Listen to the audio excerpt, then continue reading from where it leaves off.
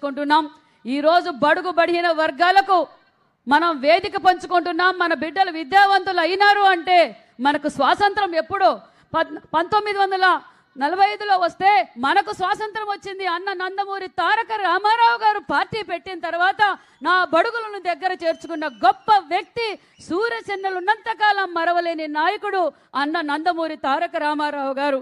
మరి అన్న నందమూరి తారక రామారావు గారు మహాత్మా జ్యోతిరావు పూలే గారి స్ఫూర్తితో అయితే మన విజనరీ లీడర్ బడుగు బడిగిన వర్గాల పక్షపాతి, నిరంతరం బీసీలే శ్వాస, వారి సంక్షేమమే ధ్యాస, వారి అభివృద్ధి ఆశ, అదే చంద్రబాబు నాయుడు గారి అభిలాష।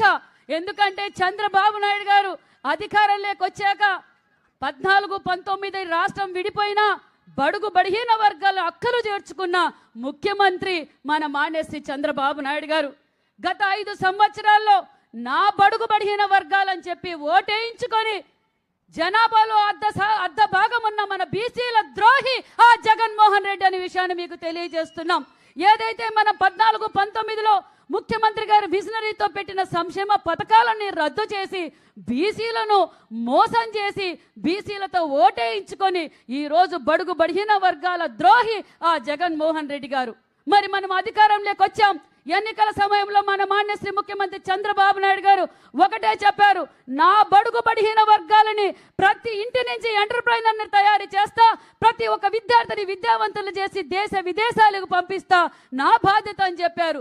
ఈ రోజు 10 నెలల లోపులే ఈ రోజు మన బడుగు బడిగిన వర్గాలకి పూర్వ వైభవం తీసుకొచ్చిన నాయకులు మన చంద్రబాబు నాయుడు గారు అన్న విషయాన్ని మీకు తెలియజేస్తున్నాం।